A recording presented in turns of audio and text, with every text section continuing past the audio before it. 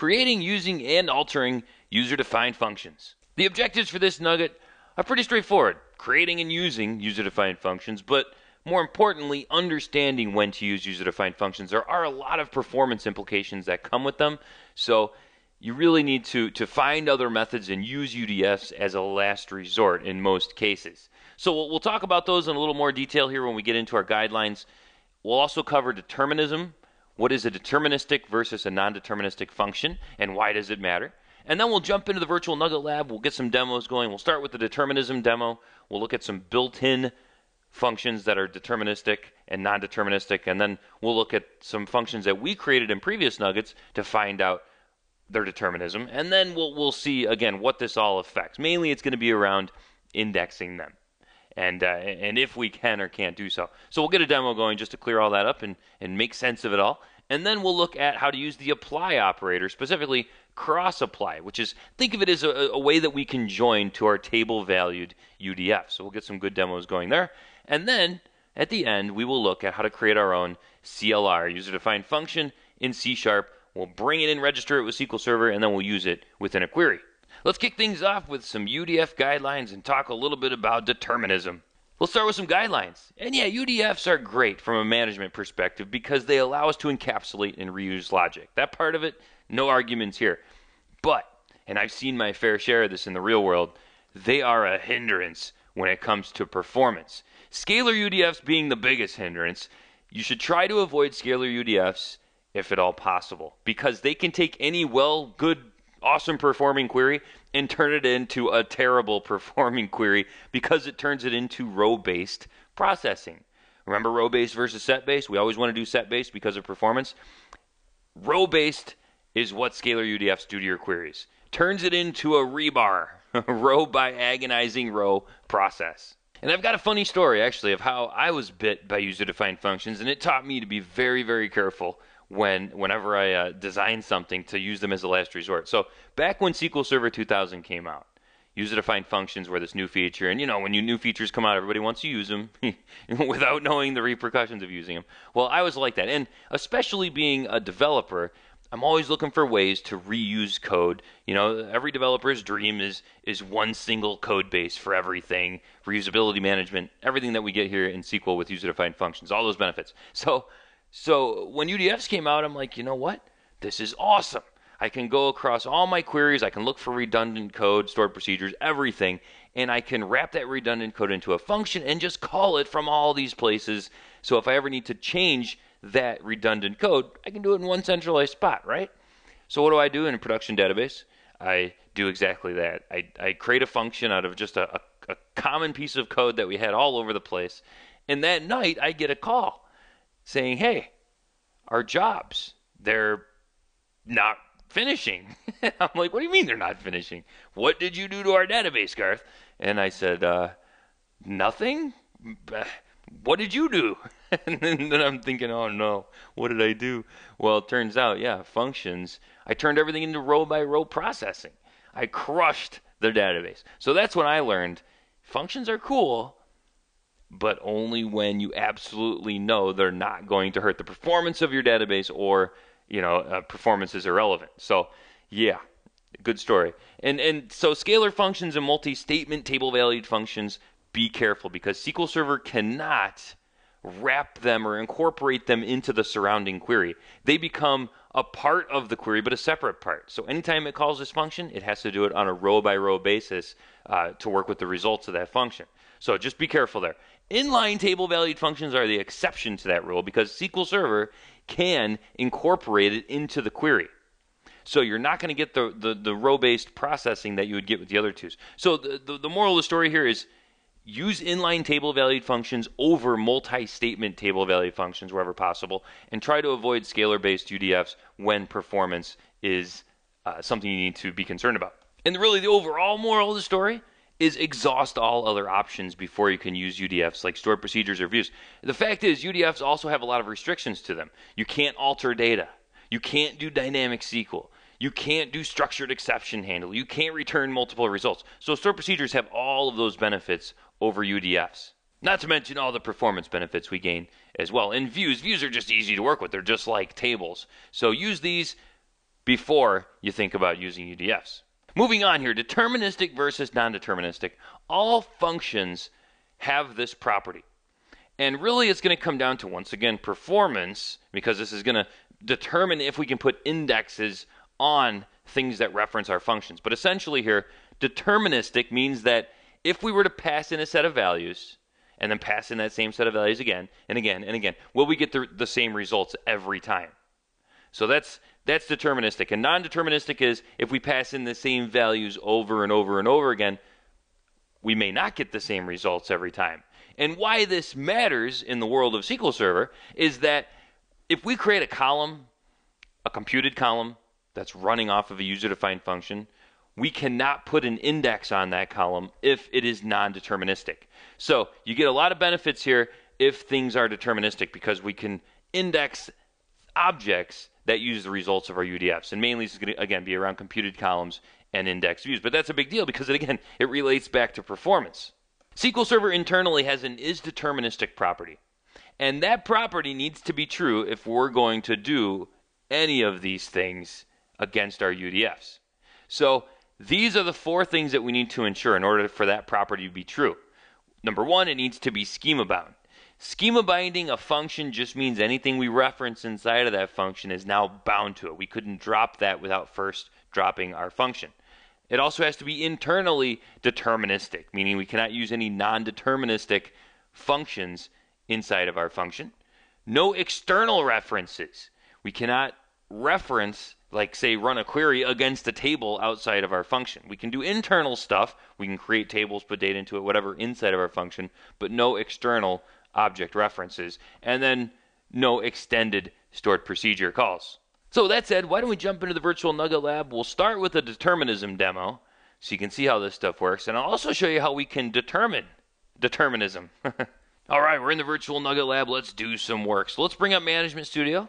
We have a new project in the solution, 12.create UDF. So let's start here with our determinism query. So we're going to just do a couple of things here. First, just look at some built-in functions to see what their determinism property is.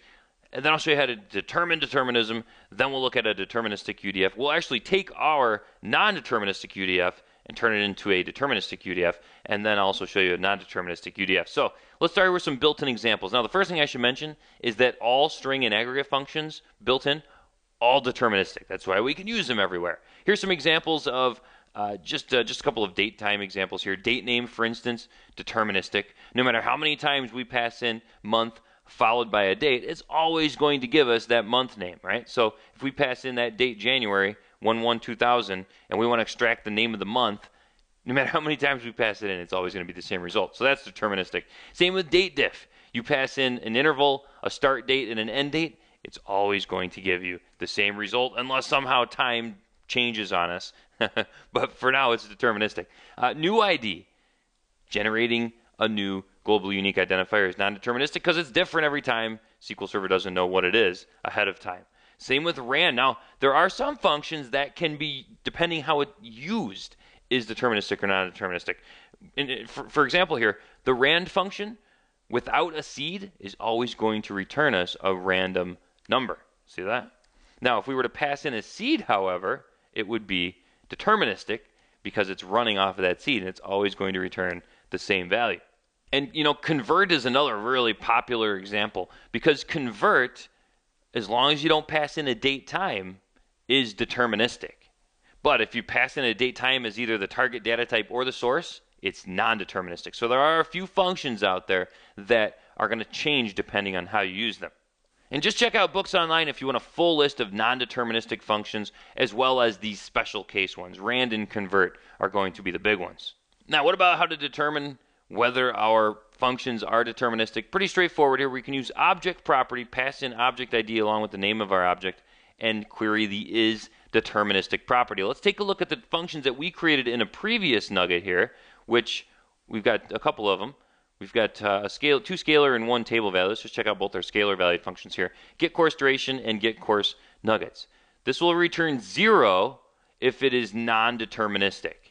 There we go. So this is non-deterministic. Both of these are actually non-deterministic. Why? Because we run queries. We reference tables outside of these functions. So that's why these are both going to be non-deterministic. Pretty much any time that you're going to access data inside of a function that's outside of the function, it's going to be non-deterministic. So if we try here to put a clustered index on our total nugget column, which is a computed column in our course table that runs off of our get course nuggets function, we should get an error. Let's try it out.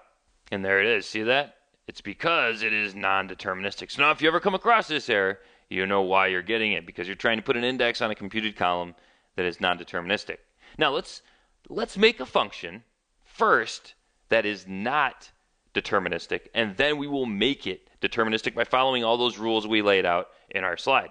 And we're going to do this with a very simple example, creating a scalar function that just gets the last day of the month. Now, this is a great example of what not to do in the real world, because if we were to do something like this, even if we had a complex function that did lots of formatting, you're better off taking all that code and just putting it in your query.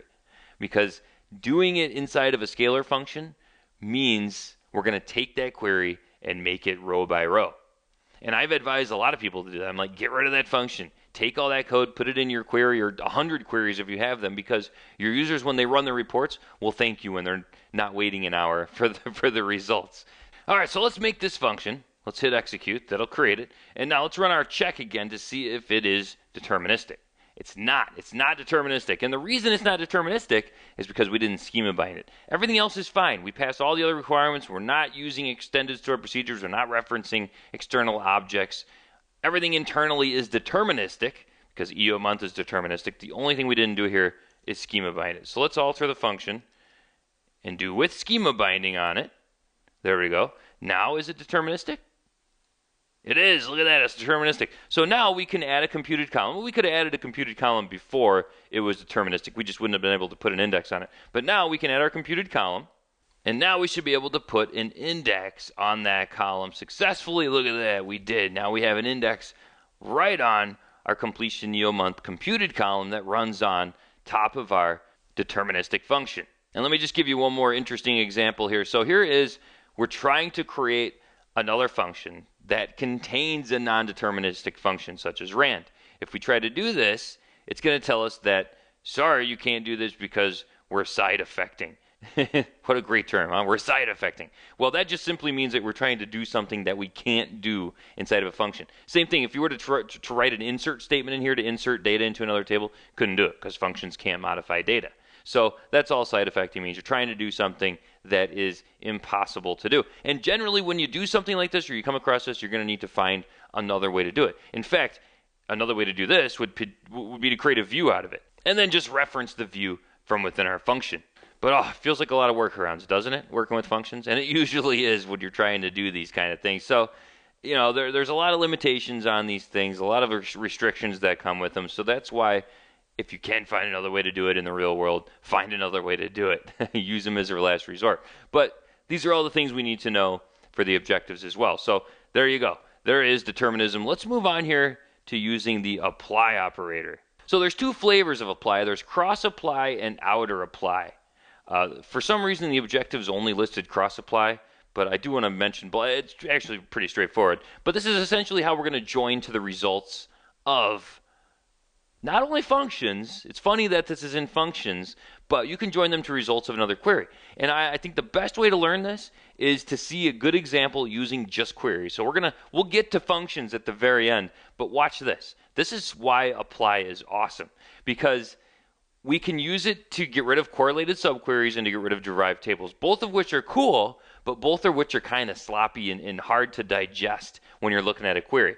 Now, for instance, a correlated subquery. Here's an example of a correlated subquery. So we have an outer query, we have two inner queries that both reference our outer query, hence the term correlated subquery. So in this case, and let me just highlight everything here so we can switch our database. There we go. So in this case, we've got our outer query, and then we've got our two inner queries that go and get aggregated results. So the problem with correlated subqueries is they're just kind of confusing. Now, I made it simple looking here because I kind of stuffed it all in one line. But, you know, you come across a really big query with a lot of correlated subqueries and people actually format them out. You're scrolling for miles trying to figure out that thing. And on top of that, it just kind of feels unnatural, doesn't it? Having queries within queries inside of our select list. Doesn't it feel like query results where we're querying other tables should go after the from clause. Well, that's the nice thing about derived tables is we can do that. It's essentially a subquery in the from clause that we can then join to other tables. The downsides is we lose the correlation. We can no longer reference columns in those outer tables. We're stuck on the inside, which puts us back to grouping by, and now we have to jump through hoops to inside of our select list to make that all happen. Wouldn't it be great if we could get the best of both worlds? Enter cross-apply. Cross-apply, we get the natural feel of having our subquery outside of our from clause, and we can still do correlation. See this here? We're referencing fields from our outer query inside of our inner query. Now, what cross-apply was really meant for, though, was joining to the results of a table value UDF. So let's get a UDF going here. This one, get course nugget stats, passing in a course ID. We're getting the same results back. We want the total nuggets and total duration broken out by course. And all we're doing here is just inserting into this table, which, by the way, we can do an insert because it's all contained inside of this UDF, so we're not doing any side effecting here. But we're just going to grab then a count and a sum, grouping it all by getting all this aggregate information stored inside of our table. And now we can create a query that joins right to our UDF. We're passing in the course ID of the course table. We're doing a cross apply to it, and that's it. We should get the same exact results. Oh, well, it'd be nice if we created our UDF first, wouldn't it? Let's create our UDF, and now we should get the exact same results of all the above queries would return the same thing. So here we go. We're joining to our UDF via cross apply, getting 222 rows, all of our courses with their total nuggets and total duration. And by the way, an outer apply would just get everything from our left table, no matter if it had a link or not in our, in this case, user-defined function. So if you had courses without nuggets, they would also get returned as well here, where cross-apply is just like an inner join, and outer apply is like an outer join. Now let's move on to CLR UDFs, and creating these is a lot like creating CLR data types or CLR stored procedures. It all starts in your favorite programming language. Let's head over to Visual C# 2010 Express. I have a new project in here called 12.udf, so let's open it up. Inside here, we're going to create a UDF that gets our friendly duration. Just like we've done using regular UDFs in Transact SQL, let's do this using a little bit of C#. It's actually a lot easier to consume, and I'm going to take it really easy on you for this one, just so you can really just see how this stuff works. So the first thing I did here is just import, again, Microsoft.SQLServer.server. We need to import this namespace so we can work with SQL Server. We get access to these attributes that we can then tag our method with. We create a class here, or a method called getFriendlyDuration. We tag this method with our SQL function attribute that will make it SQL aware, so SQL will be able to tap into it. And that's it. The rest of it is just a regular old .NET function. We're going to say getFriendlyDuration. We're passing in as an integer seconds. Then we're going to use a time span, which makes it real easy to work with dates and times and virtually anything you want. And we're going to throw in seconds, which is going to give us a time span object. We can then use this T object to get anything we wanted to get. We can get days, hours, minutes, seconds, milliseconds, you name it. We can get anything we want out of it. And what we're going to do is just do a string.format on it. Here we're just going to pad it too by doing a 0:D2, 1:D2, meaning 0 is going to be hours padded. So if it's 1:30, it'll say 01:30. And then same with minutes, and pad it with a colon stuffed in between. That'll all get returned back as a string. So the only thing we have to be careful of here is data types. And strings link up to NCARs or NVARCARs in SQL Server. So let's build this. We'll just build it up here.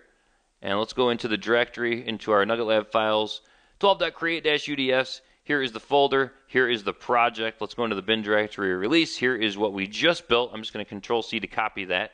And let's put it right out here in the root of our 12.create-udfs. That'll make it easier to remember the path there. So we have our binary. We have our assembly here that contains our function inside of our class that we're going to use.